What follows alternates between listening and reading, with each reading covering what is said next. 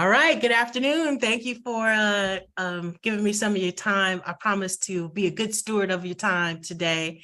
And I'm going to jump right into the slides. I'm going to apologize in advance because there's a lot of information on these slides, but it's good stuff. So, and I just wanted you to have all of the good stuff. So, sharing my screen, and we're going to make it go. Okay, welcome to workshop 3. I see some familiar faces, so I'm so happy some folks came back. All right. I've also been able to coach with some of you. That's been amazing. So yay. Today, it's all about grant writing fundamentals, and we're going to do some really amazing stuff today. And I'm excited to ground you. So, I want to talk about what I like to call the 9 key components of the grant proposal. And then I have some critical tools, 6 really important tools that if you have a nice understanding of these tools, it can be very, very useful for you as you're on your grant writing journey. And then in your to-go box today, I wanted you to understand, we often just get stuck on the grant writing. And quite honestly, that is part 2 of the grant management process. I want to share all 6 parts just so that you have a fuller understanding, and sometimes this can be very helpful. So I've put that information in the to-go box. So, but we'll kind of page through it so you get a sense of what's there.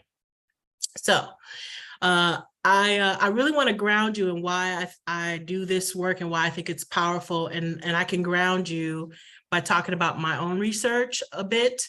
And then I'm going to expose one of the critical tools that I use all the time, from my own journey, the data and the research part of the grant is so important. And then, we write all types of grants. And so I really have picked out what I think are 9 components. And if you understand these 9 components, you essentially can write any grant. And then I discuss some of the other tools throughout and at the end that I think is very useful for you. And then you have your action steps. We'll check in with you and your toolbox. So that's the gameplay for today. So I'm going to start with giving you a reason to believe. This approach, my approach to grant writing, is grounded in my doctoral research. I like to say I spent 6 years on the cross, 2009 to 2015. Woo! It's still giving me chills thinking about that doctoral program. So, but I have to tell you, I'm razor sharp as a result. And all of this work emerged from that dissertation research. So there's going to be a couple of heady slides. I'm just pre-warning you, but it just gives you the whole sense of how I've arrived at this process. Okay. All right. Share my screen back and letting the story begin. And again, as always, it's my responsibility that you get the gift. This is safe space. If you have questions, or if if I'm putting down something that you're not picking up, pause me, put a question in the chat, ask for a different way for this to be explained to you. It's my responsibility to make sure you get the gifts. Okay. So, all right. Okay, here we go. Okay. So before I started my doctoral program in 2009, I was working in housing development, affordable housing, some of the most difficult housing in the city of Detroit. And there was something happening in the market, but I couldn't really understand why and what was going on. And I decided that I was just when the mortgage crisis hit, and I was just stunned by it all. I realized that I wanted to go back and get a PhD because I wanted to be more upstream so that I could see things coming, and understand it better. And I wanted to focus on the work that I had always done, always around urban economic development, the folks working on the front line. And this was a powerful journey for me because I wanted to study how to enable successful collaboration, because in my work as a practitioner, I had seen organizations do things that were so tremendous. This idea of synergy, that 2 organizations working together can do greater and more than them working alone. And so collaboration became a really powerful concept, elusive because it is common knowledge that collaboration is important, but it is not common practice. So I felt that if I could contribute to, organizations working on the front lines how to better collaborate, then I felt that I could, add some value to the world. And so I started where I knew the most about, the lived experience of people doing the most difficult collaborations, and that was affordable housing developments. And so I had it started with these 31 interviews of leaders developing affordable housing across the country. There were some successful collaborations. There were some less successful collaborations. It was across sector. It were, government, nonprofit, for-profit and government, nonprofit, for-profit, government. So just a bunch of collaborations around affordable housing so that I could gain insight. And I have to tell you that I was really, swimming in a lot of data. And the only thing I could come up with was like trust was important for collaboration. And I knew nobody was going to give me a PhD for that, right? And so one day I was out walking the dog. I was actually carrying the dog because she was blind by then, but I didn't have my phone. I didn't have any other, things interjecting. And it occurred to me that in my study, I had collaborations that were able to be successful in these very difficult times and other collaborations that failed. And then I was like, well, why is that? Why didn't everybody fail? Or why wasn't everybody successful in these very tumultuous times?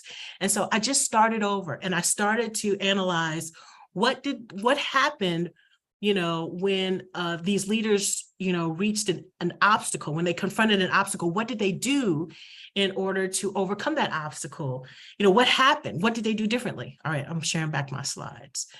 And so for me, one thing that was important, this power of the stillness, of being in this peacefulness, this mindfulness, really powerful things can occur sometimes when you can quiet things around you. So what I realized after reanalyzing my research was that despite the size of the organization, if it had lots of experience or very little experience, if the collaboration was successful or not, they all had 4 common barriers, all of them: funding barriers, partner, community, and government barriers, right? And so what was different was when they encountered the barrier, what the leader did. Clear differences emerged. And what I could see were these 4 critical components: the power of emotional intelligence, this heightened emotional and social competencies. I'm a big believer in emotional intelligence. And when it came to obstacles, the leaders of the successful collaboration, they really took actions for creating a better future. And the less successful collaborations looked at the short-term viability. When it came to focus, the successful collaborators were looking at mission and community development, and the less successful ones were really focused on the deal. And when it came to change, successful collaborators were able to adopt, while the less successful collaborators failed. And so then I wanted to validate what I found. And so this is why I have a mixed methods dissertation, because I then did 416 ordinary, not designers, just leaders of and managers of inter-organizational collaborations to validate these concepts that emerged.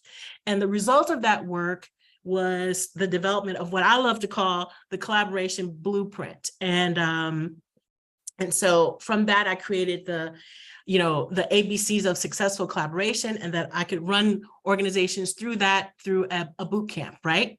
And I would deliver the work through a design framework that was very useful and meaningful to practitioners through this inspiration, ideation, and implementation. Those are the design terms, but the practitioner terms were visioning, SWOT analysis, and then the logic model. So, and these are all in my grant writing tools, but let me just finish the story. It's just a few more minutes.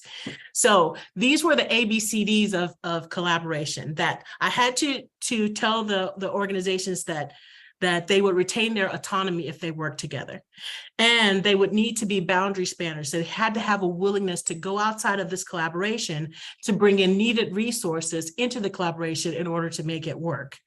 They had to have a shared vision, but ABSD didn't sound as cool as ABCD. So shared vision felt like common vision, but this idea of the shared sense of purpose, this shared vision was really critical for successful collaboration. And then the D was this design thinking, design attitude, this ability to imagine a future that didn't yet exist. And so this was like super powerful, and this collaborations, could work together if they could, ground themselves in this journey.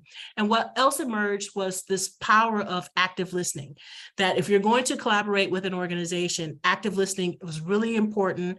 You had to make sure that you were hearing what your partner was saying, and that both of or all of the collaborative partners had to act very selfishly if they wanted this collaboration to work. And I call that concept mutually beneficial exploration. So you had to actively listen to ensure that your partners, there was mutual benefit amongst the partners. So this was the research. And so I have all of this sort of like theoretical components, and I've distilled it down to a practitioner facing, approach. And so all of those concepts I fit into the visioning, the SWOT analysis, and the logic modeling. And I would facilitate these collaborations to help them work really well together. And again, it was all through this design lens. And so I'm going to stop just for a second, because this part of the story is critical. So I'm like, I've done all this research. I'm like, a couple of years into my doctoral program, and I'm a former practitioner, so I got street credibility, right? So I'm calling these nonprofits, and I'm like, I have a way that I can help you work really collaboratively. It can have a powerful impact in the work in the communities that you serve. Nobody would call me back. I mean, nobody was interested in what I was talking about. And so then it reminded me of something that's important to me now, that we have to love people the way that they need to be loved. And so, the collaboration piece was important for me, but one of the byproducts of high impact collaborations is that you can do high impact programming. You can have impact. So that means you can secure dollars in order to execute these programs. So then I was like, I picked up the phone. I was like, I can help you get $1 million in a grant. And people were like, can you come in today? And so when you reframe what it is that you want so that it appeals, this mutual benefit, then you can have a powerful impact. And so I got to test the tool. And let me share my screen. I got to test the tool. And while I was collecting amazing data about collaborations, the organizations were getting amazing resources to run their programs. So it started with this, urban, community kitchen and collaborative space. This was, $760,000 to do this, food place. And there was this urban farm and kitchen incubator, another $800,000. And then I was like, well, let's try it. I ran 3 of these scenarios, nearly $800,000 for a workforce development program, $2 million for this Mom's First program around infant mortality, $800,000 for a food hub in an urban space. Again, $3 million for the Public Housing Authority to do entrepreneurship, another $760,000 to look at job readiness. I put in this healthy food cafe, another $800,000. And then I finished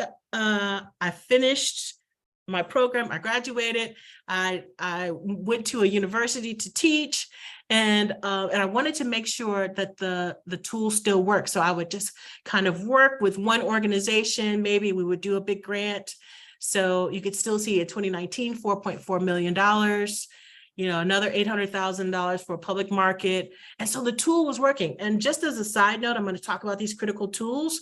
I built some of these visuals in either Canva or Mural. So I have that link to that tools about making your work look visible, the visibleness, the visual, components of the work, and so again, annually, I work with an organization to do these large kind of grants, 4.4 million in April, another 4.5 million last July, $1 million for micro business. So just really incredible tools. So in this last, $31 million for regular community-based organizations based upon, high impact, work. And so I talk about this in my book, and I'm going to write a grant writing book if I can only find the time. But what's important is that this approach is how I built my approach to grant writing, this research. So the things that I'm sharing with you today about grant writing is evidence-based and research-informed and grounded so powerfully that I just am always excited about the possibilities and the potential. So now I'm going to jump into the grant writing pieces now that you have like a grounding, all right? All right, share my screen. So the way that I want to frame the grant writing is that I want to put it in this sort of grant management process, okay? And so when we think of grant writing, we go directly through to the writing and submission, that second component. But there's really 6 components of the grant management process. You know, the pre-award planning and research, super critical. The grant writing and submission, where we typically sit. The requirements for fiscal accountability, then the requirements for programmatic accountability, as well as post-award performance and measurement, as well as communication. Those are the 6 components. Just in the chat, where do you feel like your pain points are? Is it in the 1, planning and research, or is it 2, the writing and submission? Is it in the 3, fiscal response accountability, or 4, programmatic accountability? Or is it in the performance measurement space or in the communication space? So just, you know, put a 1, 2, 3, 4, 5, 6, or just, you know, note in the chat where your pain points are. So I get a sense of it as I'm keeping going. Okay. All right. So we're going to start in this planning and research component, the first kind of phase of it. And this is such a critical tool. This is one of my go-to tools. We have to always ground the work that we're doing in data and research. It is so powerful. And so what I have here are 4 areas where I think you need to be aware of, and you're probably using anyway, but just to make sure it's all on the slides. And so I have these 4 kind of targeted areas that make a lot of sense for me. Federal resources, think tanks and forums, university sponsored, and then there's the management consulting. Let's break them down. So federal resources, that census data, oh my God, incredibly important and useful and much easier to access. There was a time when tapping into census data was extremely complicated. Now it's very accessible. You know, the Bureau of Labor Statistics is another really great resource for you. So you can go into data.census.gov, you can enter your city, you can enter your zip code, you can enter your census tract, you can enter your county, your state, you know, look at what's the data for the US and get population, income, poverty, employment, you know. It is just race and ethnicity information. It's really a robust tool that you can use. And the other really useful place to find data and information are the different think tanks and forums. So Aspen Institute does a lot of research around entrepreneurs and micro enterprises. You know, PolicyLink does a lot of work, you know, around food and access, and Brookings and Urban Institute, city level, multiple resources and data, MDRC, difficult to employ populations, you know, Policy Bridge. There's so many think tank resources. And here's what's powerful about this information is that it's free, accessible.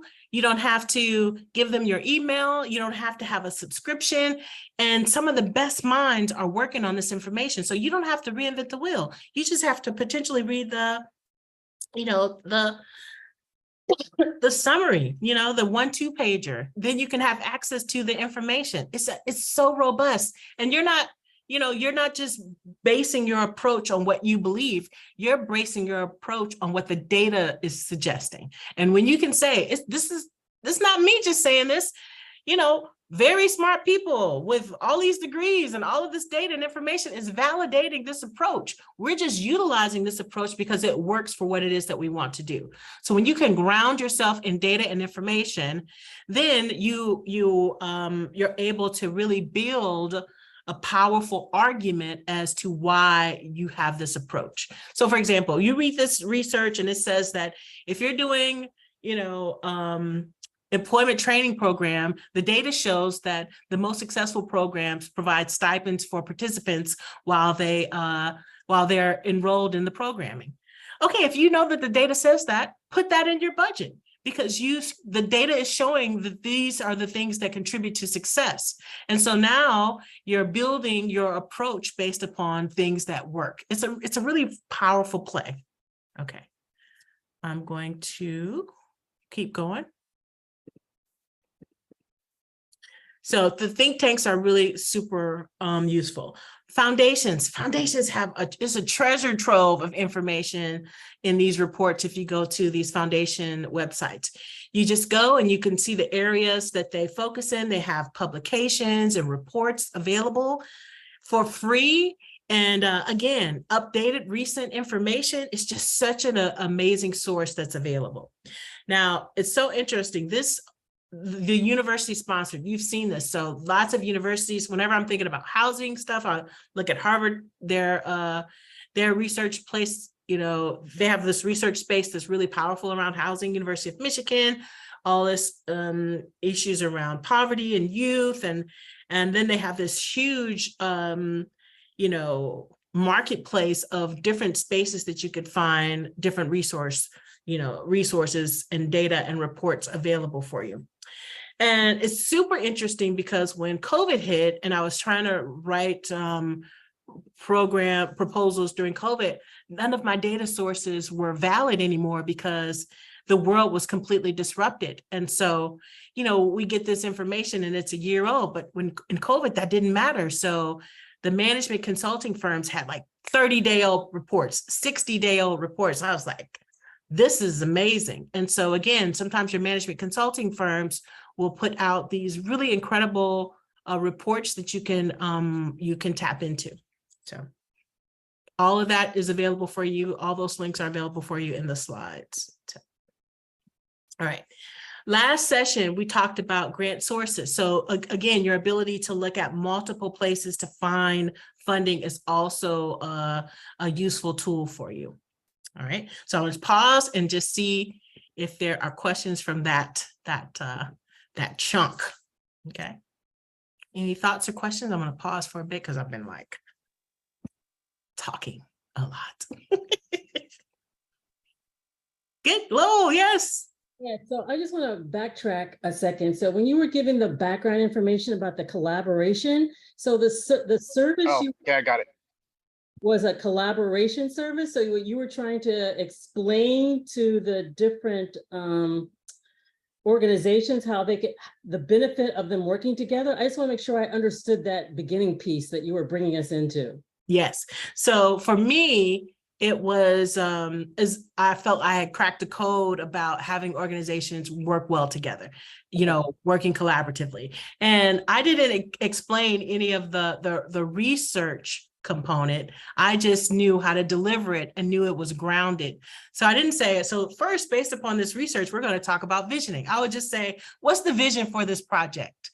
And then collect what that vision was. But I knew the power of visioning because the data suggested what people co-created, they sustained. It suggested that shared vision was a powerful way to overcome obstacles. So I knew I had to start with the vision piece. And then I would do the sort of like SWOT analysis. Where are our strengths and where are our weaknesses? Because again, we can only be distinctive in our areas of strengths. And so when I had this information, then you had all of the information you needed to start to craft the grant proposal. Does that make sense? Okay, I got it. Okay, I just want to make sure I connected all the dots. Yes, excellent. Okay. Good. All right, my question is real quick. The previous sessions you did, like for instance, finding grant making organizations. Yes. This is session 3. I guess that was on session 2. Yes. Do you have a recording of that Zoom meeting as well that you could send us? I do not, but I think there is one available through the Elevate, through the foundation. So yes. Good deal. All right, I'll look up that. Thank you so much. Welcome. September Peter, if you look in the chat, it has the link for 1 and 2 in there. Oh, look at that. Thank you, Velvet. Yes, dropping gems for folks. And I popped into the chat those links on the slide. Good. So Bianca, the think tanks help to get the research so that you could formulate the argument. You'll see in just a bit what I mean. Good. Good. Okay, moving forward. Got it. Yeah, good. Okay. Just double check. All right, here we go. So now to the heart of it. This is where we're going to spend the rest of the time, and the other pieces will be in the to-go box. So on the writing and submission side. So I know that there are many grants that you can go after, but I feel that if you understand some of these key components, and if you have these critical tools and have an understanding of them, you can be successful in all of your grant writing. Okay, so let's start with number one, the summary. The summary, it appears at the beginning of the proposal, but I always write the summary last. You write that summary last because this is when you really have your best understanding of what you want to convey. And I like to write my summaries as if the reviewer only read that summary, they will be comfortable writing me the check. That's how strong I want it to be. And it should be clear. It needs to be concise. A concise summary. It might outline what the request is, the amount, or, what are you going to use it for, the cost, or it could, talk about some of the activities that you're going to achieve in that with those funds. So these powerful components. And again, I know you cannot read this slide, but what I want to do is just have a high level. So here are our two grant proposals submitted like probably 8 years apart, both funded. But what I want you to see is the cadence. This is my style of grant writing. So here is the abstract. I have 1 page to do it. This is the more recent one. And so I talk about this organization, the Hispanic Business Center, what they propose to do. El Mercado is a transformational vision for this neighborhood in Cleveland, Ohio. And they have a significant number of Latinx population. And I talk about the poverty level there. And now what's important is that if you don't provide a context, so this is what the census data can give you, like 38.5 seems high, but is it? But when I give a context compared to the county 30, the state 27, and the US 23, I validate for the reviewer that this is high, because maybe they don't know anything about this neighborhood or this city or this state. So Cleveland, the main metropolitan center in the county, has high incidences of unemployment, and more specifically, unemployment in the city of Cleveland is, I give the percentage, this is the stuff that I pulled from the census data, and over the county, the state, and the US. Now, here's what's important. You create a sense of urgency backed by data, but then you make sure that you convey that all is not lost, because nobody wants to throw good money after bad. And so in the Clarkfield neighborhood, the unemployment rate is a staggering 27.1%. 21.7%. Amidst the challenges are significant opportunities, engaged stakeholders, and resilient neighborhood residents. So I have used the data to lead the conversation, and I have demonstrated that there is opportunity, despite all of the challenges. And then again, this is a data point, a strength-based economic development strategy for the creation of micro enterprises, micro businesses, and small businesses, where it's going to be located. I talk about the population, and that El Mercado is an evidence-based and research-informed national best practice for creating community economic centers that serve as catalysts for neighborhood revitalization. A data point from the research. So I'm making the argument and I'm leaning into the data and the research to convey the point, in a very impactful way. And then I talk about what I'm going to do, transform a vacant factory through a heavily traveled thoroughfare into 21 spaces for 21 micro enterprises, also house additional office and retail space. And then again, place matters. This is what the data is saying. Job creation is realizable, and Latino-owned businesses in the US are growing at a rate that outpaces nearly every other ethnic group, a data point. Research shows many Latino-owned businesses are not served well because by the financial mainstream because of these reasons, a data point. And then again, I leave it like Clevelanders with low income are in need of viable and inclusive economic strategy. This is a language from the actual RFP of the grant. I'm using their language to demonstrate that I understand what the expectations are. El Mercado transforms and expands 60 sustainable employment business opportunities that did not previously exist. That's the data from the language from the grant. increases self-sufficiency of individuals and families with low income, the language of the grant. Attracts additional investment, the language of the grant, and improves the quality of life of the language of the grant. So I'm using this data and the information from the grant to convey that I understand what is and I'm clear about what this proposal will do and how it will have impact. And then just for a comparison, 8 years previously, this is a grant that was also funded. So we can see I have the same cadence, the same approach, a sense of urgency driven by the data. Kinsman is the poorest neighborhood in Cleveland in 2009. Cleveland ranked second poorest of all cities, 35% poverty rate. Acute food challenges. Here's a research study. Fast food 4.5 times more accessible than the supermarket. Again, despite the challenges, the number of community gardens, farmers markets, urban farms, and local food procurement programs position Cleveland to be the second best local food city in the US, data point.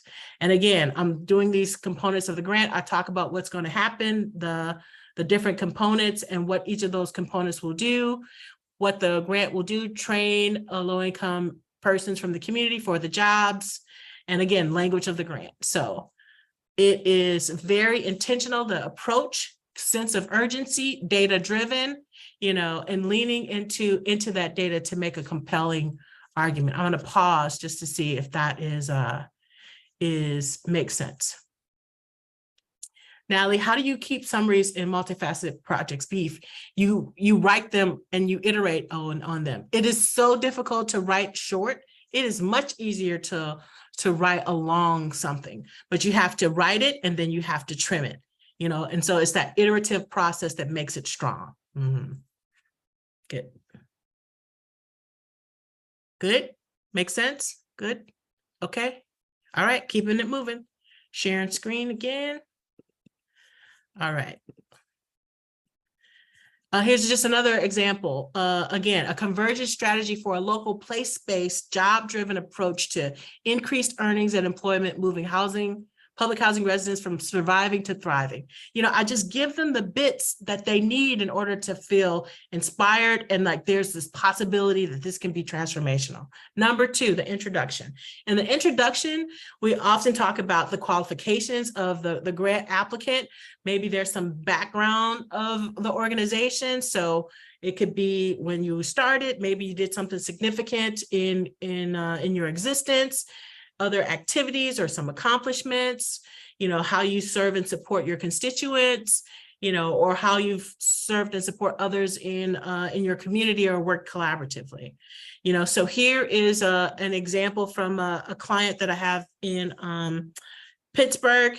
And so again, you can see my style here. So according to the October 2017 research report prepared by the County Health and Human Services, I'm just going in, getting the data and reading what the data is saying and supporting that.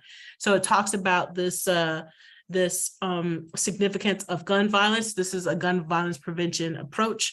Gun violence injuries are the leading cause of death. We're writing this to the hospital. We're trying to make a economic case for them investing into the organization because they're spending the money on the emergency room visits. And so I put the data here. This $2.7 billion in 2016, with under or uncompensated care, and for a 40 hospital health system.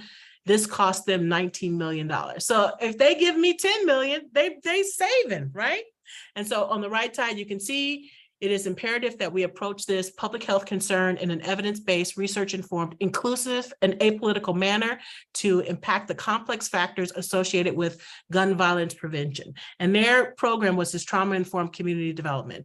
And then I introduce the sense of urgency, and then I say why this organization is best positioned to do this work to have an impact, based upon what the funder themselves say is important.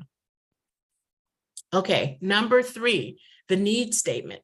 We're clearly outlining what is the purpose and the goal of the organization. We're going to use evidence to support it. We're going to be very reasonable about what we can achieve in the time of the grant. And we're talking about in terms of what the constituents needs, not the organization, okay? So that's important. So this is 2 pages from an actual funded grant proposal. I try to make my grant proposal so friendly and easy to read, I want my stuff clean. I just want it to just be inviting. So, you can see I set up the roadmap paragraph is, I'm talking about, this Veterans Housing and Service Center is going to create these jobs.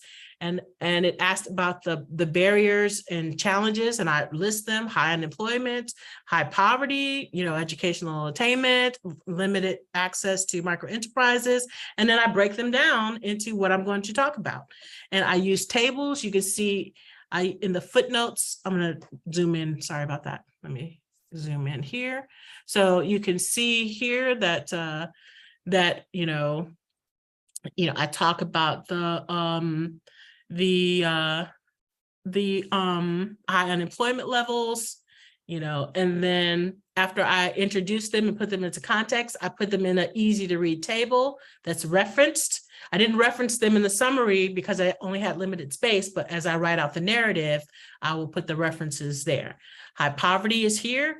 I say it, city is 35.2 of the population. These numbers far exceed national averages, see table 2. And then you can see these percentages and the data can speak for itself. And again, you can see where I've cited this information here. Okay, good. That goes with that. And then the other example could be, again, this was for a organization that assists women and LGBTQ plus populations trying to reenter after incarceration. And so again, the data point, 700%, the imprisonment of US women has increased over 700% since the 1980s, and women are the fastest growing population nationally, blah, blah, blah, blah. For this reason, far too many women cycle back into the criminal justice system. And then as a result, and I'm really just putting together this roadmap so that you can follow this information. All right, I'm going to pause for a second. I see a couple of questions.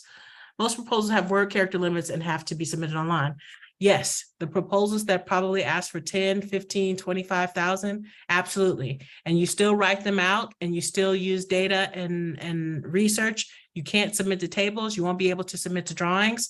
What I'm showing you are $1 million to $100 million application approaches, and those require much greater than 200 characters, but it doesn't take away from the approach. All right. And my suggestion, if you're doing your character limits online, you write them out in a Word, and then you write it out, and then you cut and paste it into the online application. Is it necessary to list the sources with implementing data? I like to show the sources, so it's not just me making up something. I want them to know that I know what I'm talking about. And the way you do that is you cite your references. You put your references in. Old data, 5 years or less. You want something 5 years or less. If you need to refresh your data, there's likely a report that's referenced that report. And so you can look for a more recent report that references that report, and that can refresh your citation. Okay, good. Okay, every grant has keywords the initial eyes are looking for. Before I can even go down to specific numbers, the initial eyes, words, any session, how we figure out the wording. So for me, I love if it is I'm sorry, I was reading from the chat. So Fred's question is important. So I use the language of the RFP in the wording. And I always like to have the headers, and so it makes it easy for the reviewer to review the grant. And the reason why is I used to be a reviewer for HUD. This is back in the day when they used to send their grant reviewers to DC. And now you just get they'll email you the information. But back then they would send you to DC, and then you would go, and there would be a team of 3 people. You'd all have to review the same grant. You'd have to score it. Then you'd have to meet, because you have to make sure the scores were within reason of each other, because the worst thing for you to do is to score your grant and then your teammate gave it a 5 and you gave it a 2, and then now the grantee is like, well, wait a minute, they didn't even know what they was talking about, so you had to talk to make sure that there was agreement, or you had to negotiate out. And so I remember going to DC and I was like, man, I'm gonna knock this out and then I'm gonna go do some visits and go see. I never left that room. It was so many grant proposals to read. I was looking for reasons to throw them away. I was like, what? They went over the page level? Not going to read that. What? They didn't have a 1-inch margin? I don't need to read that. So and I say this all the time, the reason that I'm a really good grant writer, I said this last time, was because I'm a really terrible cook. I need directions. And the number one thing around grants is your ability to follow the directions. It is so, so important. So yes. So the RFP is probably the key. Yes, the RFP is key, Fred. Yes. Excellent. Good. Other questions or thoughts? Yes, Lowell. So you did say that the examples you gave were $1 million grants, and a lot of the people online here are saying, well, there is a grant limit. So do you think it would be wise to say, maybe think about going after that, be prepared for the bigger grant and have that ready with all your data? Because if we have to refresh this every 5 years, and if you're looking at, let's say your horizon on your plan is maybe a 2-year horizon, you're already in position to go after a higher grant with all that data. So you don't have to reinvent the wheel like every month, every quarter, or whatever. So what's your opinion on that? Mm-hmm. Yes. One, even though you are, maybe your focus has been on these online, and you can only put in so many character grants. It doesn't mean I've submitted those grants as well. And I still use data and research and information to guide that approach. It just means that you can't submit a table, you can't submit a graphic, but it does not mean that you cannot submit the information. So for example, this,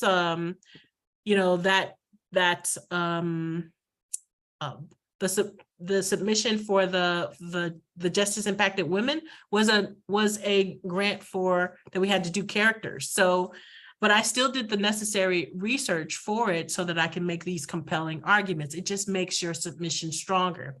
And Lowell, to your point though, if you take the time to do the research to really understand your business, your work, the impact, using that information is helpful no matter what proposal that you submit.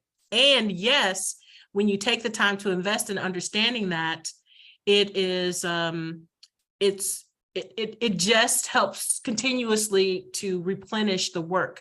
So I always say for organizations who take on those big $1 million asks, once they finish that, they have a real resource that they can continue to tap into, because you have all of this research and information and understanding, and now you can take that information and reconstruct a different grant.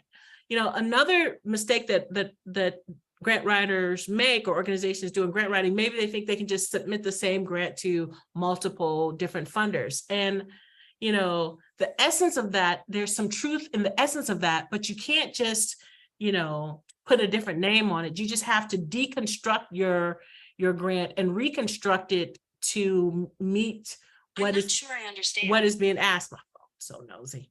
What is being asked of by the funder. So you can take the information from a grant that you've submitted, deconstruct that and reconstruct it to a different submission that's answering the questions for that funder is asking. So none of your work goes to waste. And this is why I also like to be very clear about my citations, because let's take, for example, Lowell's example of you getting all of the census data, around, your city and your town and all of this around unemployment or poverty or education or high school graduation rates or all of this stuff. If you know where to update it, you can just go to that same link and just update it for more recent years. So keeping this information about your citations orderly, it helps you to be efficient in your work as you go back to update that data and information. So the other thing that you're going to find is that you're going to locate what are your go-to data sources. And you're going to be like, oh man, the Justice Department does this amazing report that I love. Or this foundation, Kids Count by the Annie Casey Foundation, they have such great data. I just love to go there and update the information that I need. So you're going to create your way and the things that work for you and speak to you as you think about that. And so when I have those citations, some of them I'll put in the footer, really personally because it's for me. So when I know I'm updating this table, I know exactly what chart I'll need in the census data in order to get this information. And then I might have a bibliography at the end of the submission where I put all of the citations at the end. So it's really your call. Let's see. Do you have a list of criteria for going after grants, such as complementary mission statement and funder organizational capacity? You know, what I typically do is that I look for funders, and we talked about this in the last session. So go back there and see, making sure that your work is in alignment with what the funder funds. That's a really powerful place for you to sit. And then take a look at their 990s, at the funders 990s, see who else they have funded. You know, organizations doing similar work as your organization. You know, cultivate relationships with your funders so that you can get a sense of if this is something they're going to be interested in another year or 2 years. So these are all really good pieces. And one of my favorite things to do when I'm doing federal grants, and I love federal grants because they have like a score sheet. You know, I start off with the score sheet. I look at, you know, how many points are which of the categories, and I look at the organization and the program that they're proposing, and how does that rank based upon the score? So I have a sense of if we can win or not already before we invest the time in the writing of the proposal. Okay, Lisa, a collegiate versus personal narrative writing style, which is best for what type of potential funder, or should we always stick with collegiate styles of writing? So the way that I like to answer that question, Lisa, is that I like to have qualitative and quantitative data and information in every proposal because I don't know who's going to be reviewing. So I try to make sure I don't use a lot of jargon, or if I have to, I explain it a little bit. And I try to put in those qualitative pieces, the stories, because those are very compelling. And I also like to put in the data and information and statistics on the quantitative side, because the reviewer could be, you know, more data driven, or they could be more, the stories can be more impactful. So I try to provide both of them in my submissions. Good. Okay, good. Others? Okay, going back to my slides.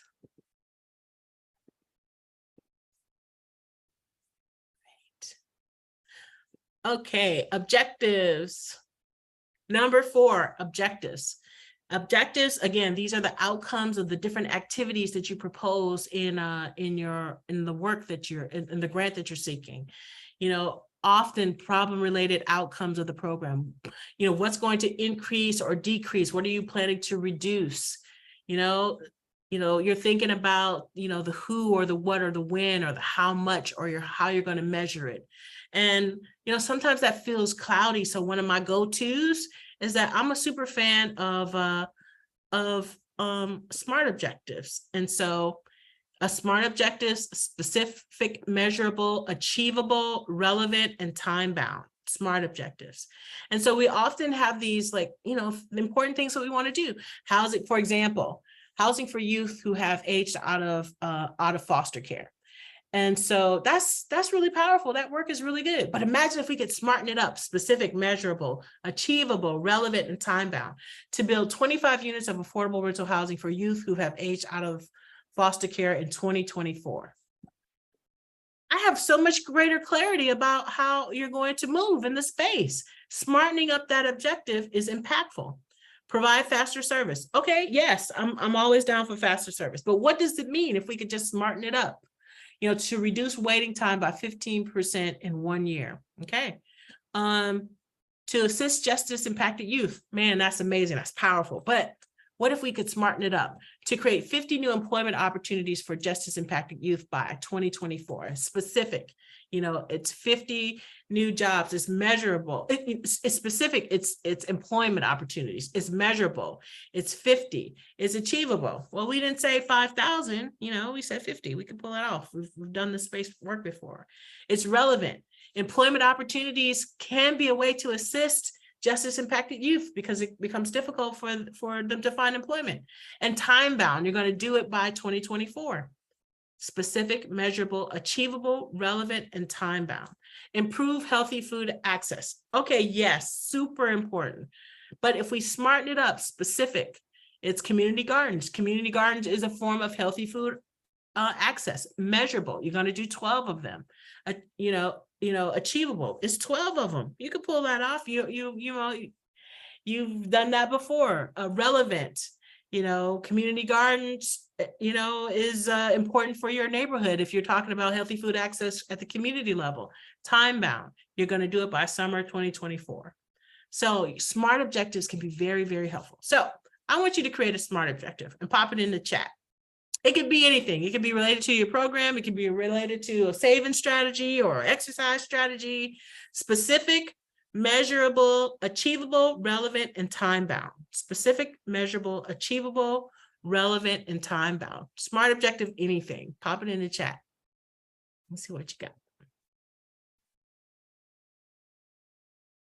Now I want to eat healthy. Like what's specific, measurable, achievable, relevant, and time bound. Okay, yep, that works. Specific, it's all about the kittens. Measurable, 15 of them. Achievable, I'm sure she can do 15. Relevant, maybe that's for your health, and Zen. Time bound, she's going to do it by 2025. All right, Bianca, increase literacy level by the youth in Data Middle School by 60 students. Yes, yes, yes, yes. Create a cohort of 10 youth leaders by 2025. Yes, you got it. Specific, measurable, achievable, relevant, and time bound. Provide safe spaces for youth by 2024. Cherie, the only thing I would say is how many? 4 safe spaces, 2 safe spaces, 1 safe space. Again, it allows, there you go, boom, now it's complete. Reduce the number of youth suspension by 5% in summer of 2025. Excellent. Create a youth council comprised of 10 youth by spring of 2024. Excellent. 2024. Increase participation in school. Yes. Excellent. Awesome. Educate 100 students by positive coping mechanism. Okay. November 25, 100 students and what you're going to do. Excellent. I want to have a happy birthday tomorrow by spending time with my friends from college and high school, eating food from my Latino culture and petting my dogs at home. Yes. That's outstanding. Specific, it's a happy birthday. Relevant, these are how the ways you can be happy. Achievable, I think you're going to be able to pull it off, Amanda. Relevant, connected to enjoying your time bound. It's a day, so it's 24 hours. Good. Train 10 youth with tutors by April 2024. Excellent. Improve blood. Yes, have participation by the end of 12 months. Yes. Yes. Increase culturally and linguistically appropriate mental health services by 5%. Yes. Specific. Yes. Yep. All right. You guys get it. Awesome. Increase number of training substance. Yes. Excellent. Leo. Yes. I have a question, and I think my question for clarity is when we say increase it by 5% or by 10%, what are we comparing that to? Is it the county wide utilization rate, or is it or are we comparing it to what we have seen in our communities? And so what is it that we are measuring in comparison to? This is the beauty of it. You get to say, you get to talk about, you can go and get that data at the county level and then that data at the community level. I bet you there's lots of intensity at the community level. And when you talk about, you're creating that sense of urgency by contextualizing, and then you target that neighborhood by saying, the rates in the neighborhood are currently X, and we want to reduce that by 5%. This is the beauty of the work. You get to set the parameters and the stage that you want to perform in.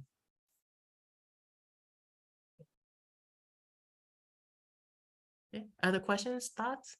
Okay, good. Yay. Thank you. Okay, sharing my screen back. All right. Okay. Number 5, methods. Again, methods are just the steps that you're going to take to achieve your desired results. So Lee's question about, what are you going to do in order to achieve that 5% reduction? Well, this is this approach. And the two most important things when it comes to methods, the how, is that one, they need to be understandable, and that you need to explain the rationale of why you chose this pathway, so clarity. And then the other piece is just the justification, well, why you? Why, how is it that you can do these things? Or, and you can demonstrate, you can talk about your past work, you can talk about evidence and research and data, or what's been done in akin fields that can be impactful in the thing that you're proposing to do. So when it comes to methods, just ensuring that your approach is clear and justifiable is incredibly powerful and impactful. All right, number 6, evaluations. Now, this can be tricky. So there's 2 components of evaluation that I like to think about. Product outcome or impact evaluation. And that's essentially, you have these goals that you stated, and then were you able to achieve those goals? Were you able to, do those accomplishments, and you're trying to determine if those accomplishments can be attributed to your program. And then the easier one is the process evaluation. Was this program consistent with what you proposed to do? Or did you have to do some different activities, in order to increase the effectiveness of the program? Oftentimes, in larger grants, you might outsource the evaluation work. There are lots of universities that do evaluation work that can be very affordable and competitive. All right, number 7, sustainability. Typically, sustainability is all around financial sustainability. There's a lot of funders who are talking about environmental sustainability, but I think they'll be very forward in if it's an environmental sustainability. And so the thing that is always important is sometimes organizations think that they have to, be independent or be able to, pay for their programs. As doing this community-based work, you're going to always need grant dollars to do it. Often always need grant dollars to do the work. And so the sustainability just is showing, where your other future funding is coming from. Where are you going to seek funding beyond the grant? And so there are lots of ways that you can address the sustainability question.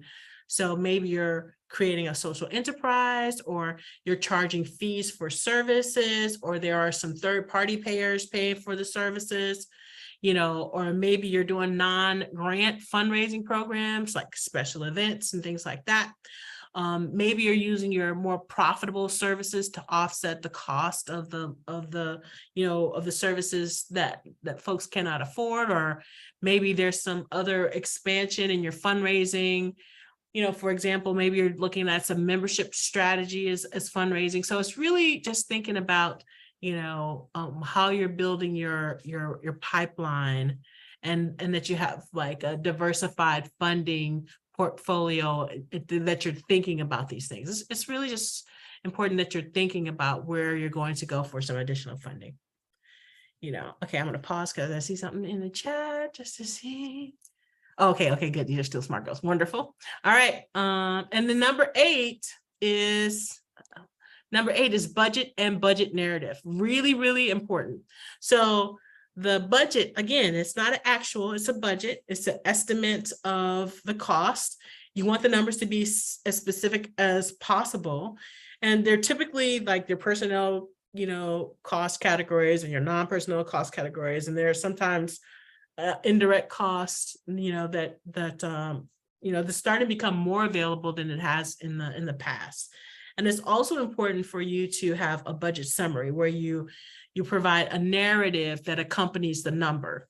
And this is important. It's often an important requirement, no matter what grant, if it's the, doing it online with specific, character limits, or you're submitting your, X number of page grant. Now, I'm going to talk a little bit about the budget. So I'm going to come out just for a second.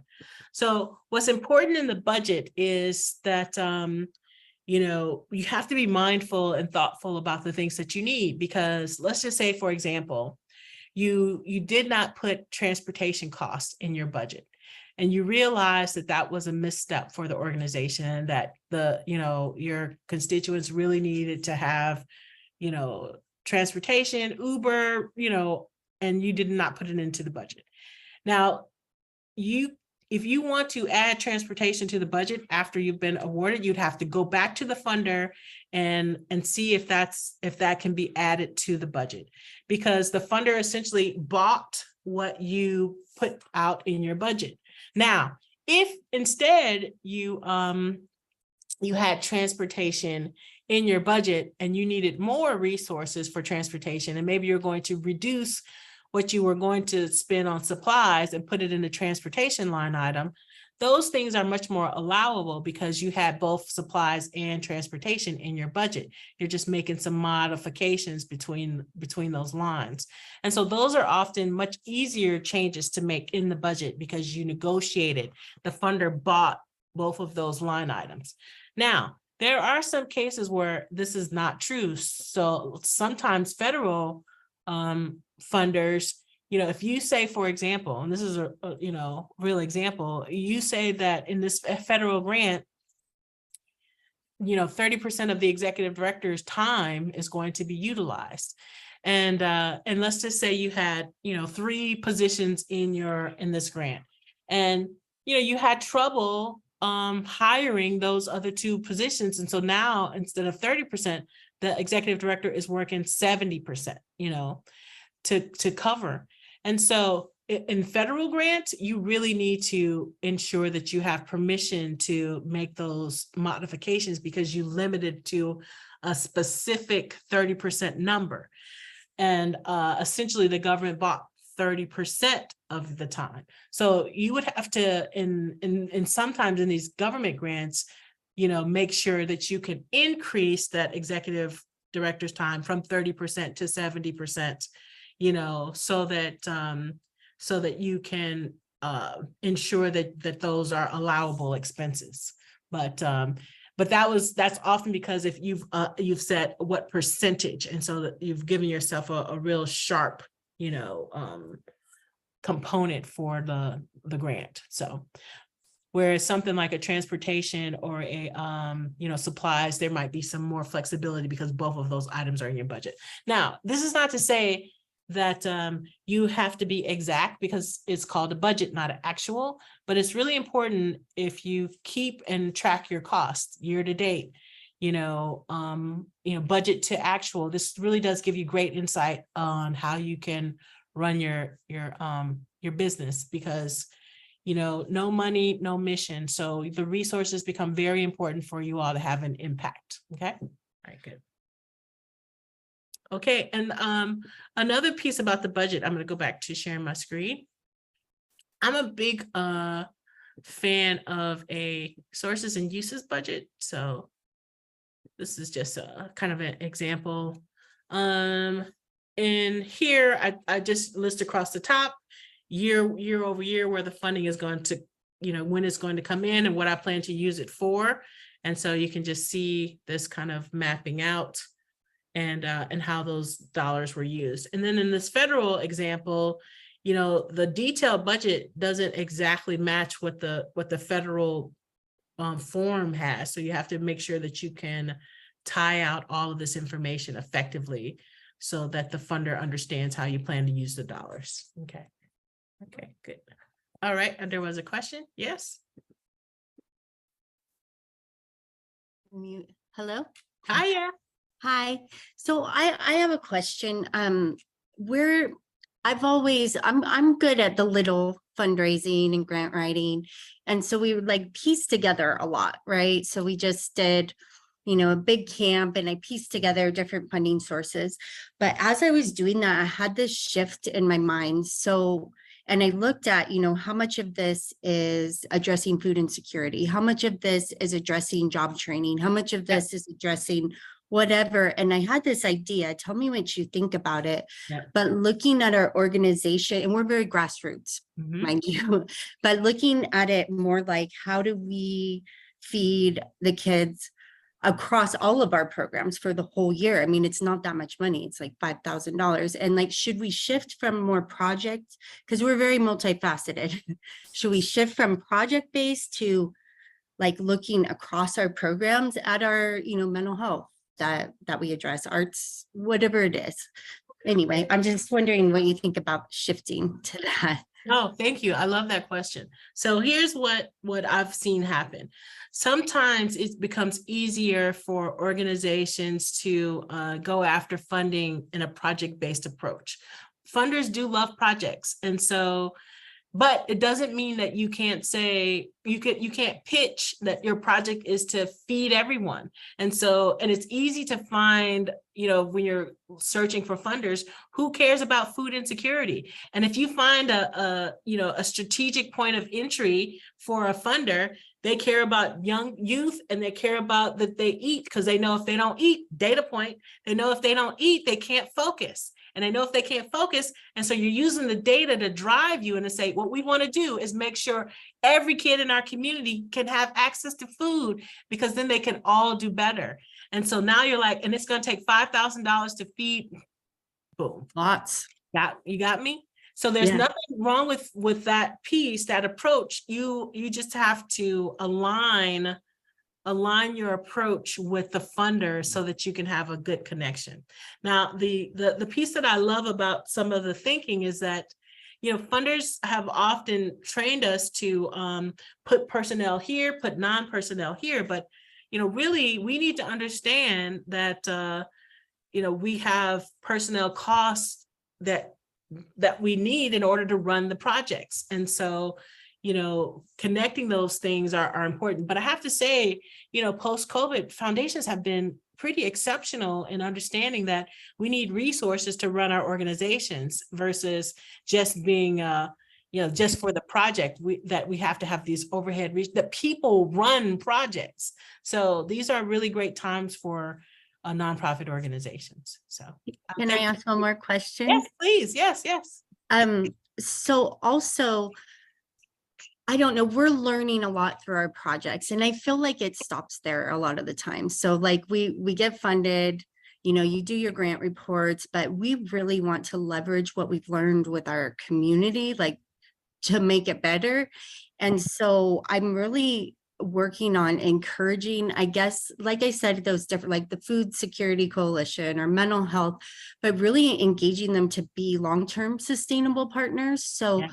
I'm not having to send that letter every year and just, I don't know, but do you have tips? Because I don't know. I just feel like we're not as innovative as we should be here and willing to do things that actually make a point why we're getting funded to do the work anyway. No, I love that question as well, because maybe your approach could be, as part of your programming, is an annual convening where you bring these core partners together, or I think we talked about last time, what if you could, or maybe not, maybe what would it look like if you could collaboratively submit for a grant, and then everybody is just focused on their strength. And then imagine the power and impact that you could have in that way, And so I love that your mind is thinking that. And I would just say that all of us are smarter than one of us. So there's so much power in that convening. And funders are now interested in funding some of that work, bringing organizations together and having them build that synergy that comes when you're working to build collaboratively. It's just really powerful things can happen. So I strongly suggest you explore that and look for a funder who has that interest. Mm-hmm.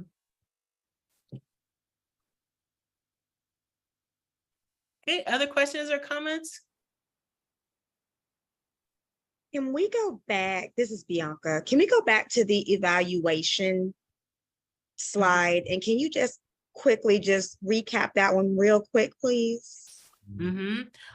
So the evaluation piece, you know, some people do feel pretty feel like the evaluation is kind of daunting. And so one way that you can think about it is, again, dividing it up into these two components. Let's first break it down in that there is a product outcome or impact evaluation. And so you can look at, you know, what was the product, or what was the proposed outcome, or what was the proposed impact that you said that you would have when you were applying for the grant. And so when you're doing a product outcome or impact evaluation, what you're evaluating is if the program achieved the things that you said it would achieve. You know, you said we would produce this, or we would have this particular outcome, or we would have this particular impact.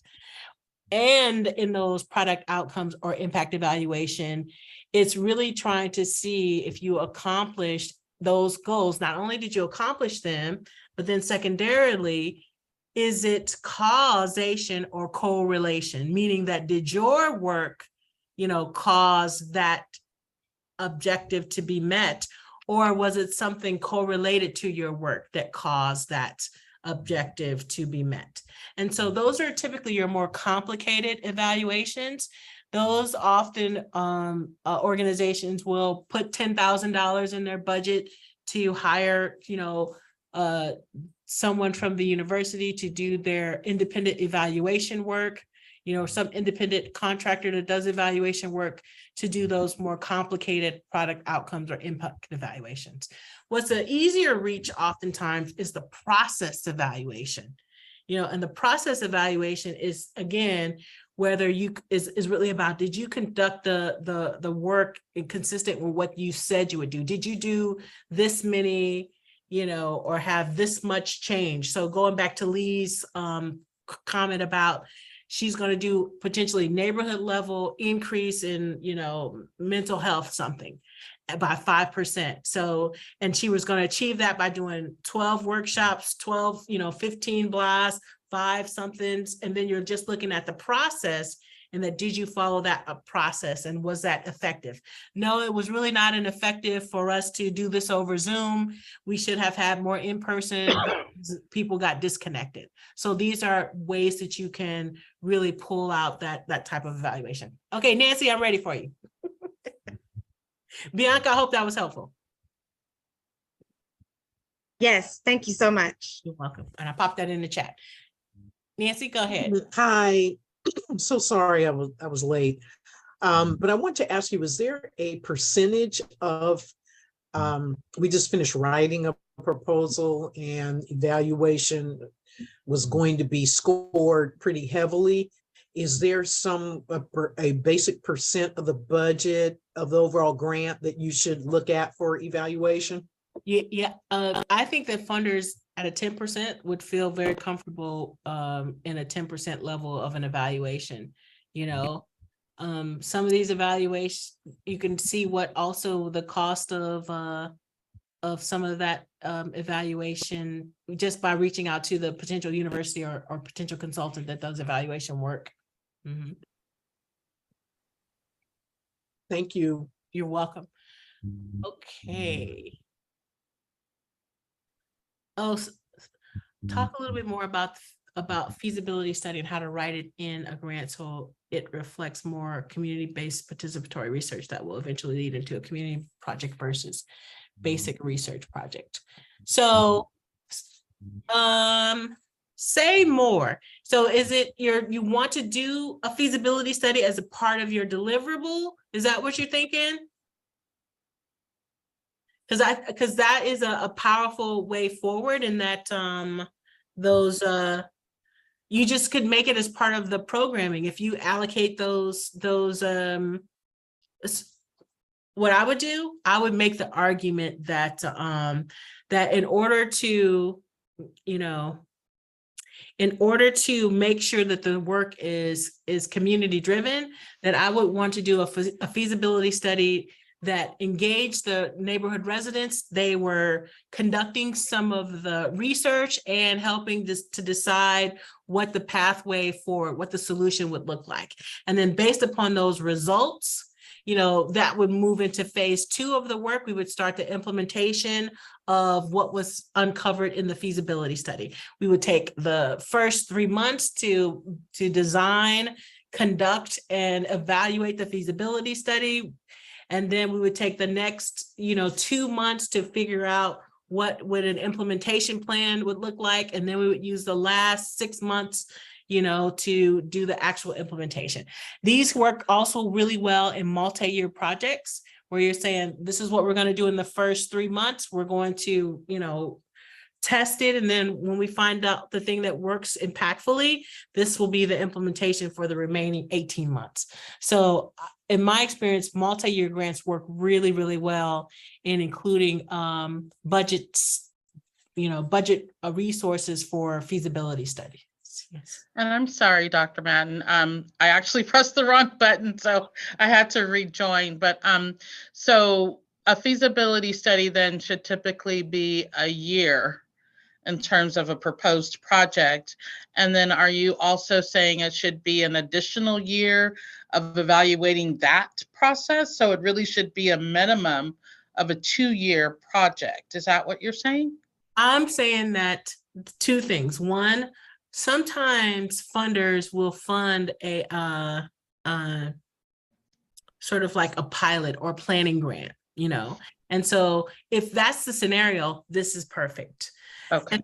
And sometimes we can receive a multi-year grant. And then you can talk about that first you want to, in that first, it doesn't have to be a year. It can be, that's amazing. But what if you don't have a year? So maybe you want to spend 3 months in the design, in the collection, and then the evaluation of the study, and then take 3 months to build an implementation plan based upon that information.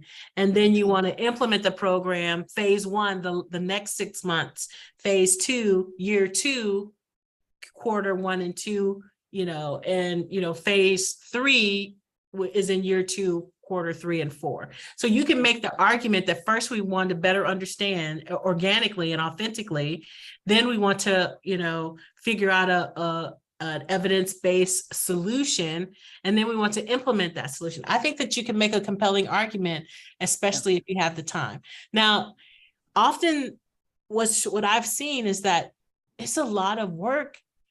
We have organizations, community-based organizations who are just working around the clock in neighborhoods, and the miracles that they propose to pull off for nickels is unbelievable. Like, you really need to know what this stuff costs so that you're able to budget appropriately. It's a tremendous amount of work to have the impact that your organizations are having in the community. Make sure you understand, what those things cost so that you ask for the appropriate amount of resources.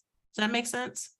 Yes. So there's that. So then are you describing for example, a demonstration project? Like, what is a demonstration project? I always see that buzz term in RFPs and it just go, okay, are they talking about a pilot? Are they talking about, what are they saying? Because when they actually describe it in the RFP, it really is not a demonstration project, but that's what they're funding. So can you just tell me, like, definition wise, what is that?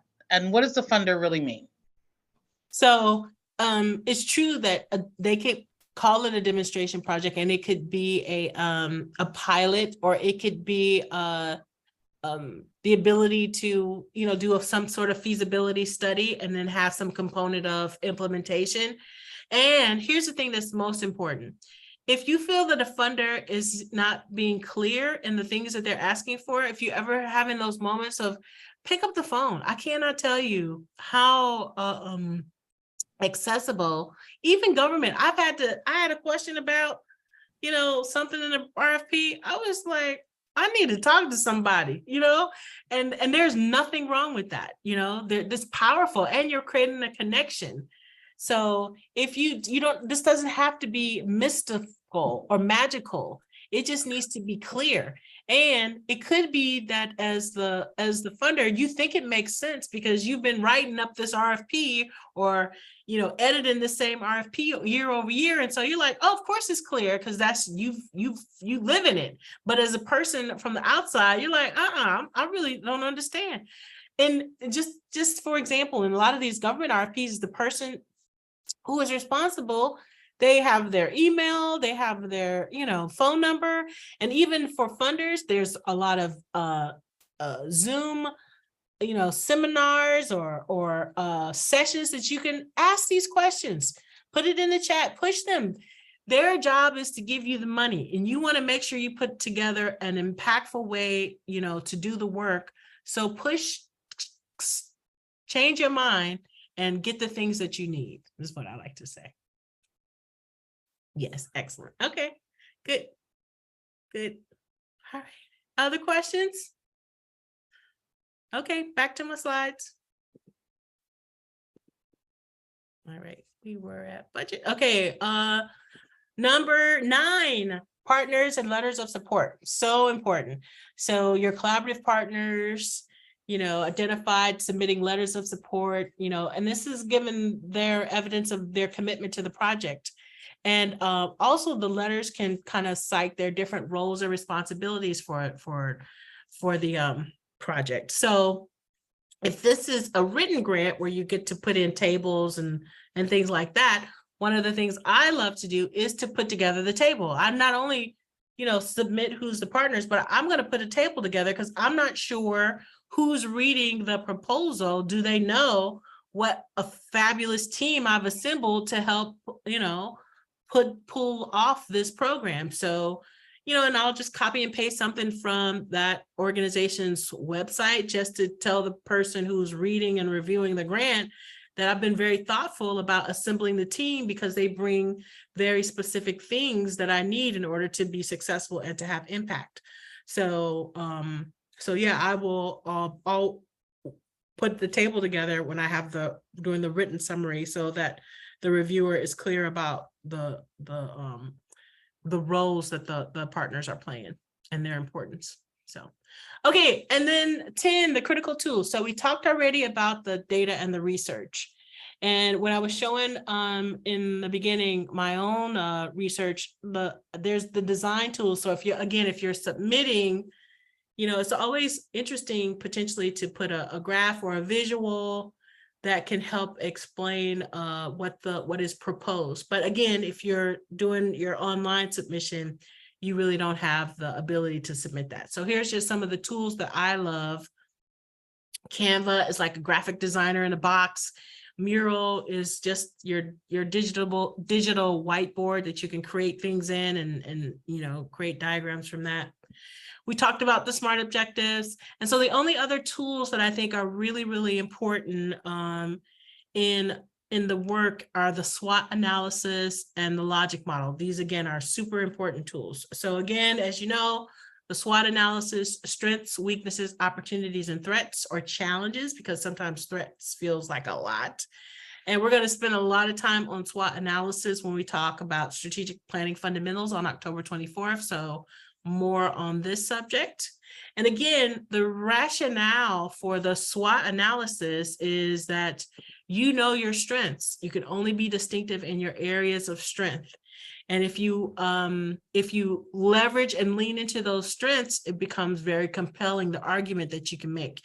And when you also, because you know your organization, as you think through what some of the weaknesses and the threats are, you can mitigate those through collaborative partners. But having a sense of what they are, you can build your program where it's leaning into your strengths. And so having an awareness of what they are is important. So this is why I'm a big fan of the SWOT analysis. But again, more on that in the strategic planning session. Good. And then the last tool is the logic model. This is another critical tool. And again, I'm going to talk about logic models more in the strategic planning session in October. But again, what the logic model says essentially is that you have these specific resources. And if you have those resources, you can do these particular activities. And if you do those activities, you can have these outputs, numbers of things, really.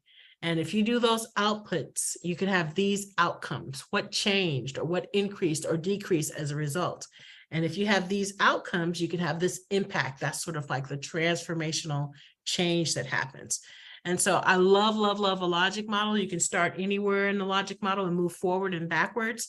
It's a really incredible performance evaluation tools just to see if you're, the things you said you would do, you actually did. You had the numbers of things you increased or changed or decreased something, or that you had that impact. So we'll talk about the logic model October 24th. So I'm going to pause here and see if there are questions or comments.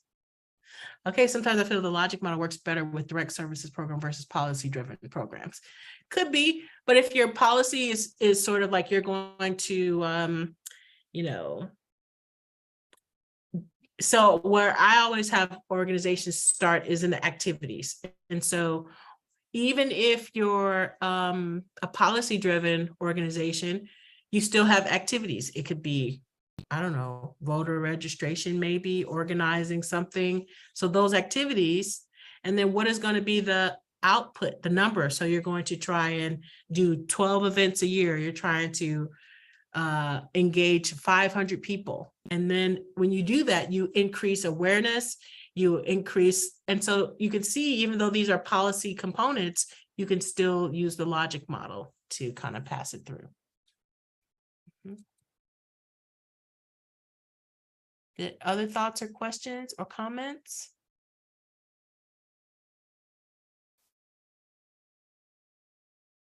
Okay, good. Yeah, no, all good. Okay. All right, well, then let me share my slide. And so again, it is your question about, you got all of this good intelligence. What is next for you? So what might be some action steps? So share my screen, and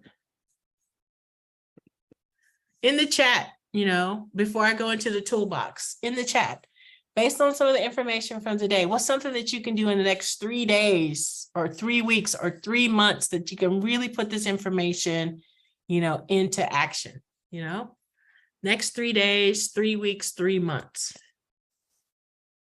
What can you do with this information? Okay. Okay, good. Oh, wait, Gabby has a question. What happens if you had a very clear outline of the project you propose to complete with a set idea of the goal, but due to unforeseen events, challenges, etc., you're not able to complete it, or the organizations aren't close to your goal? Okay, this happens all the time. And so there's a couple of things that you can do. You can modify what you propose to do, which would take a conversation with the funder. So I'll give you a real example. So when I was talking about the research, one of the grants that we secured was to do a healthy food cafe. But then the opportunity came along instead to bring a grocery store in the community. And so this was all about access to jobs as well as, healthy food. And so it was much more impactful for the organization to do it felt the grocery store, getting the grocery store into the community. And so they approached the funder and asked could they would still meet the ultimate goals, but they wanted to have a different process that they would use, a different pathway in order to create those employment opportunities and to reduce, food insecurity. And the funders are they understand that life happens. And so sometimes as organizations, when we feel like we can't meet what we've outlined, we feel that that's some sort of failure on our part. But really we exist within a real environment. As a person who was an econ, major, like the world is not economics, like everything else is not equal. There's a common saying in econ, if you want to understand a dimension, you have to hold everything else constant. But in real life, we don't have that magical ability. You know, we can focus on this work that we do, but then the world happens around us. And so we just need to go back to the funder and say, hey, there's been, you know, this is what happened in external forces. Internally, we lost a key, you know, team member.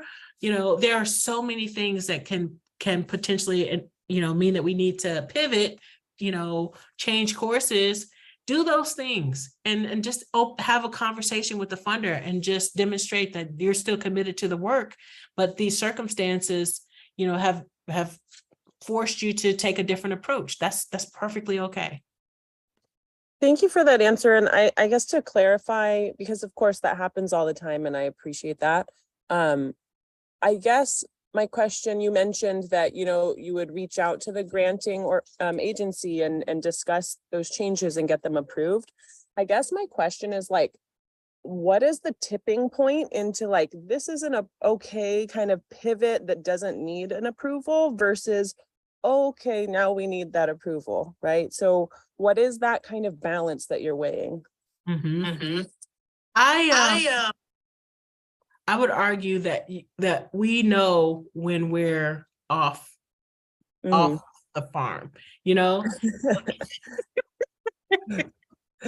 Nobody knows better than our organizations, honestly. And so your you know, and so for example, it could be something as simple as, we thought we would meet these numbers in the first quarter. We're not going to do it. We're not going to be able to meet these numbers until quarter 3. Like, you know, if you still feel like you're on a trajectory, maybe it doesn't require a pivot. But if, for example, your collaborative partner who you were depending on to feed you and so that you could deliver is now, you know, taking a tank, and you know you can't replace that partnership or that ability for them to feed you the things that you needed, then that might feel like, okay, we need to really make a pivot here, you know, and that might mean you need to pick up the phone. You know, it could be that you initially thought you would be able to support, you know, opportunity youth, the 18 to 24 age range, but then you realize, wow, if we can impact at the elementary school, we can get the student and the parent, and that could be more impactful for you. So, you know, maybe you don't have to you know, get the permission, but you're reporting to your funder regularly. So you're reporting likely quarterly, or at least, you know, maybe one other time a year. And this is what I say. I never think that those are bad things. What I think those are opportunities for you to pick up the phone and cultivate a relationship with your funder. You know, we look at the upside of what that could build for you. You know what I mean? And the funder would, I'm telling you, the funder would feel like, this is how it's supposed to be handled, picking up the phone, having a conversation, you know, having a thought partner in helping you strategize and bringing solutions. So listen, I know we said we were going to do A, B, and C. This is what happened, and we can't do A or B, but we want to do C, R, and Q. What do you think? You're not only bringing the problem, you're bringing the solution. That's a powerful play as well. Yeah, thank you so much. It's super helpful. Yes, absolutely. Good. Okay. Other comments or thoughts? Okay, good. I see lots of suggestions. I have another meeting. Oh, okay. Yes. Okay. SMART goals, data collection. Yes. Excellent. Excellent. Okay. Wonderful. Good. Good. These are great goals. Okay. So I'm going to tell you what's in your to-go box. So share my screen. Okay, in your to-go box, I wanted to continue through the grant management process. So just so that you have a sense of it, I wanted to talk about some components around fiscal accountability. So there's just some slides to talk about, okay, you got the grant, but here's some things you want to be mindful of. Is it a reimbursement grant? Is it making sure the expenses incurred previous to getting the grant, that those don't count. It only potentially counts when you get your notice to proceed date, some other fiscal accountability, making sure you understand restricted funds, some grants, they don't, but you have to be mindful of what you do with the things you acquire. So there's just all these components. So all of these little tips and insight are in there for you, being mindful of what's allowable, reasonable, and allocable, meaning that even though you have different grants from different places, making sure you have accounting systems to make sure that everything is supporting the specific grants that it is supposed to support. And then in the programmatic accountability, again, just a reminder of, MOUs make really great tools for organizations working collaboratively. When we know better, we do better, understanding reporting, making sure you follow the terms and the conditions of the grant, what's the closeout procedures, making sure you submit your reports in a timely fashion, things like that. Making sure the timing of even your final reports, who's going to write that information, making sure that you've budgeted for those things. Here's a nice little tool. These are just some funding resources. And so I happen to have a Candid membership. So I just ran a quick search of youth organizations in California, I think. So anyway, if you scan the QR code here, it's a folder of probably 300 or 400 funders that you can just kind of look through and see if there might be some alignment. There's such an abundance of opportunity. You have to figure out how to navigate it and make it work for you and find out where there's an alignment with you and the funder. But I just did the quick search off of Candid. So there's easily 300 plus different funders. Okay. And then the performance measurement piece is just, sometimes you need to set up have things set up so that you can make sure you get the things that you need in order to be impactful. It could be, how are you measuring your performance? When are you collecting information? When are you providing your reports? I love a logic model. You can use your logic model to anchor what you said you were going to do, your activities and the outputs, the numbers of things with what you actually pulled off. And then of course the communication piece as you round the wheel, and the communication, just ways that you can communicate, your newsletters, your social media, and using your design tools to create little really compelling, post and, flyers potentially, or digitally or printed out, or just so much stuff for you at your fingertips, what you can do. Okay, I'm gonna stop and see if there are questions. I wanted to save some time in case you wanted to go back into some of the stuff or you had questions about stuff. I just wanted to leave ample time today because there are lots of pieces and we're all in different places in the grant writing journey. Mm-hmm. Yes, happy little accidents. I like that. Yes, Amanda, I fully agree.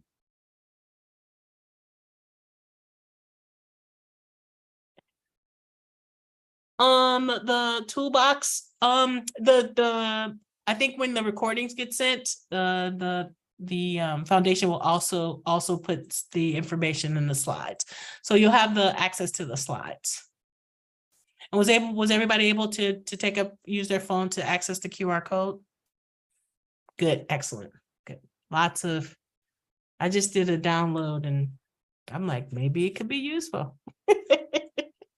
I wasn't able to do the QR code. Could you bring it up again? Do you have your phone? Because you would need the phone in order to. I do. Okay, good, okay. So you gotta be paying attention on Dr. Madden's. I do, I know. I looked away and did you get the QR code? I was, oh no. Here we go. And Dr. Madden, when will the all the slides be available? I think they just need a week to turn everything around. Okay. Okay. Okay, you got it? Yeah. Okay, good. I did, thank you. You're welcome. Sandra, thank you for putting your voice in the space. I appreciate it. Good. All right, yes. Other thoughts or comments or questions?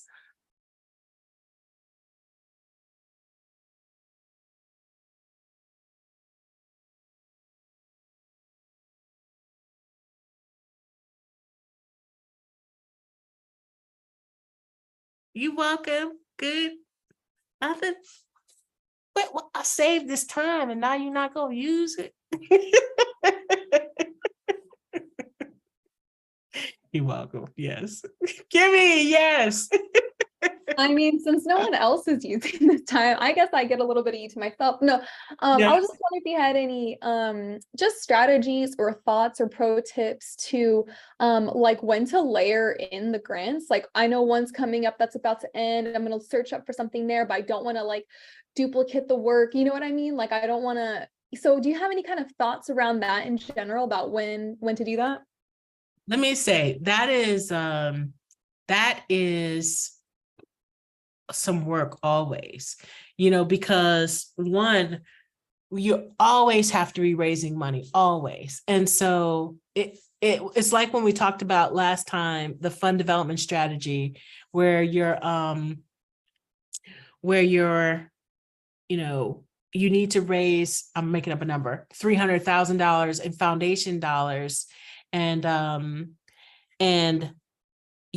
that means you're constantly, writing ongoing. And if you can raise those dollars, for next year and the following year, it becomes really helpful for the organization because they know where the dollars are coming in for. The part that I've seen so stressful for organizations is when they're raising money, for Q4 and they're in Q1, and so that becomes difficult to do the work and raise the money for the work.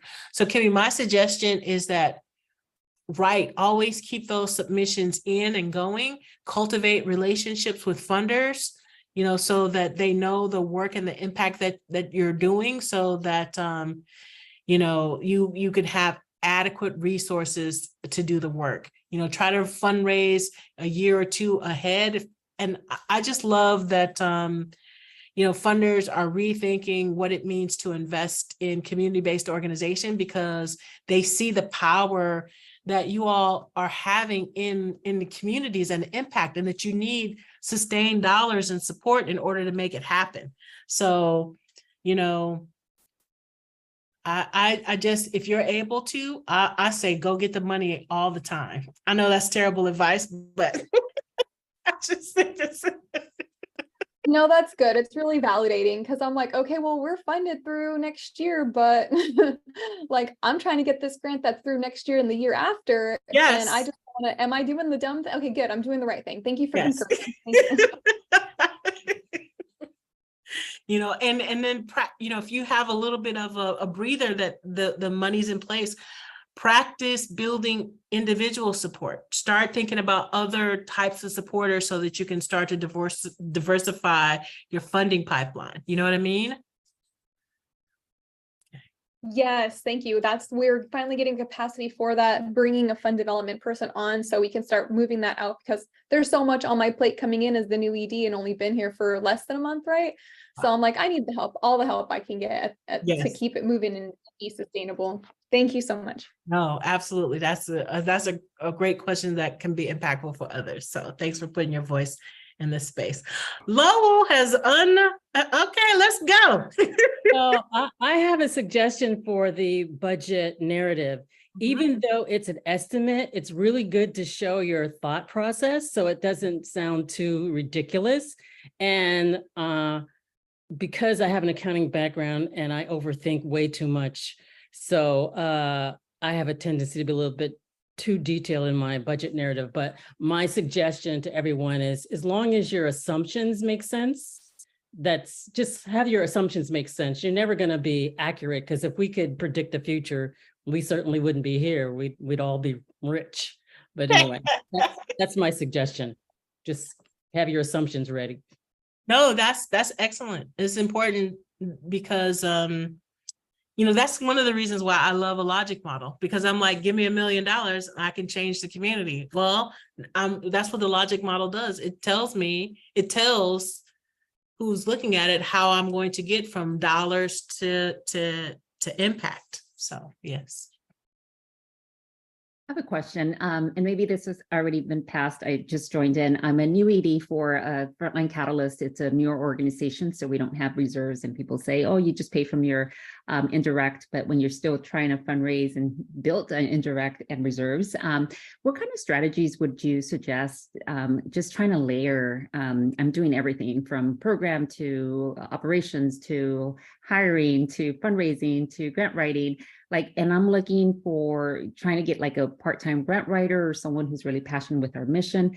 Is there any suggestions or best practices of how do you go about? I mean, we just don't want any grant writer. We want someone who really believes in our mission and can speak in our political narrative within the communities we serve. So let me answer that a couple of ways, and I'll take the grant writer question last. So one thing is your board can be a resource. Just remember, your board is your top volunteer, and it sounds like this is a new organization, and you likely have a working board. And so tapping into those volunteers can be very helpful.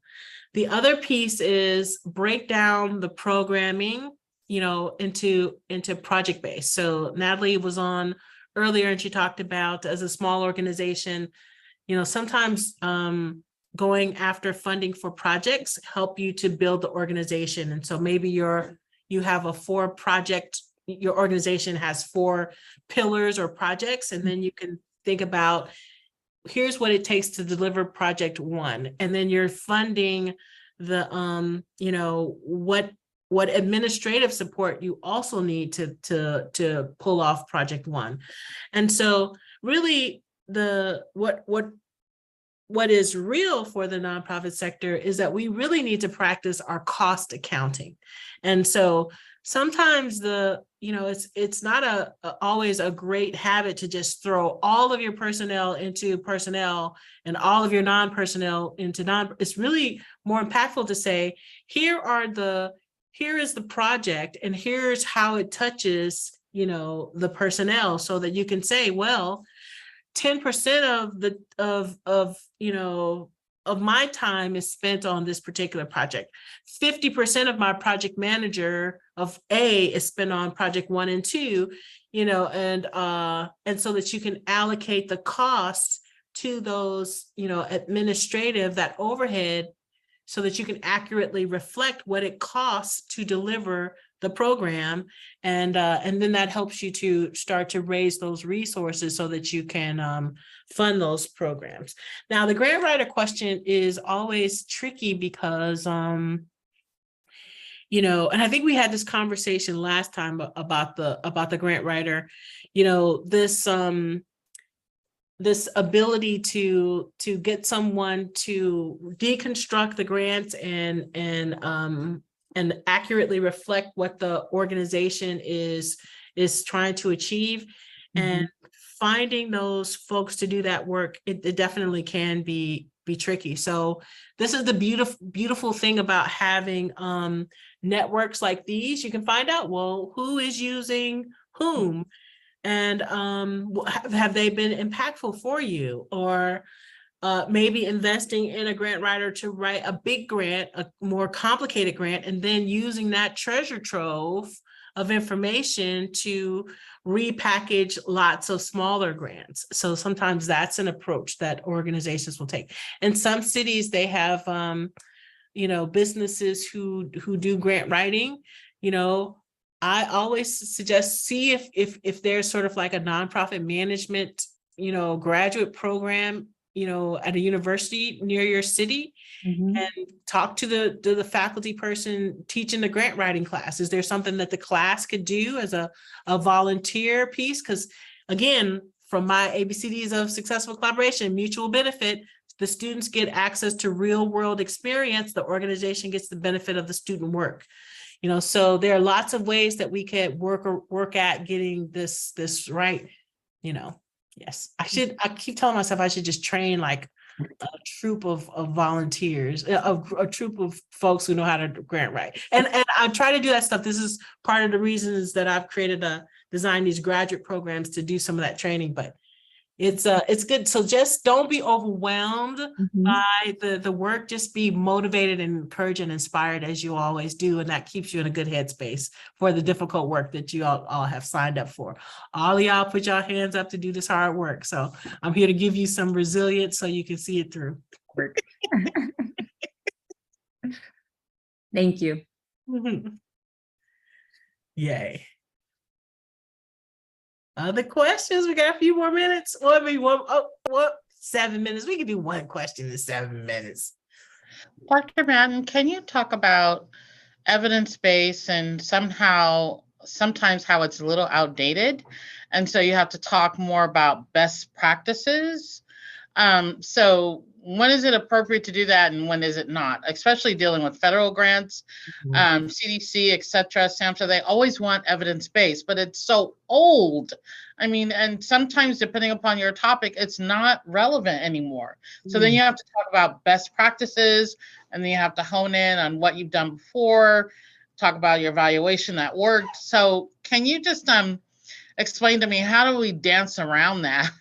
When we have to really address it, right, in the application, especially for federal grants. Okay, let's talk from a federal grant perspective. If it's one of the federal grants like, National Institute of Health or something like that, they will lead you very nicely to some studies that can be impactful. They might have that even in the directions. And if you feel like you need to refresh a citation, I'm going to give you the academic link so that you could go to,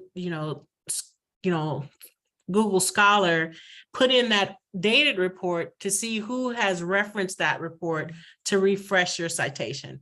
And if you feel like that old data doesn't work, anymore, because let's just face it, academic information doesn't get to the market for like 7 years. It's ridiculous. This is, again, when I referenced earlier about that management consulting piece, you can talk about how you bridge from this data point to what works for you, and so you can ground yourself in what they're suggesting is, great data and information, and you can provide the breadcrumbs. It's like Lowell was saying with the budget. You're justifying how you're building from here to get to the thing that works for your particular community, because, it may not be your constituents that were studied in order to come up with this evidence. And instead you need to say, this says this, and this report says this here. And when I combine this work, it creates what I do. And so I'm grounded in data and research, but I'm nodding towards the strengths and opportunities in my community. You got me? Great. That's perfect. Thank you. You're welcome. Okay, I feel like we have adequately used the time, so I will toss it back to Shira. Well, thank you so much, Dr. Madden, for such an awesome training. We had a lot of great questions and a lot of great information was shared. We will look to have the recording posted to our website in the next week, along with materials. I'm dropping a link to the coaching sign up. Currently, there's just one date available that has not been filled, and that is for Saturday, September 16th. So if you're interested in a Saturday session, definitely visit the link and sign up. More dates will be shared in upcoming weeks. And we just want to thank you again for being here today. Thank you, Dr. Madden, again, for such an awesome training. And we look forward to connecting with you all soon. So have a great afternoon.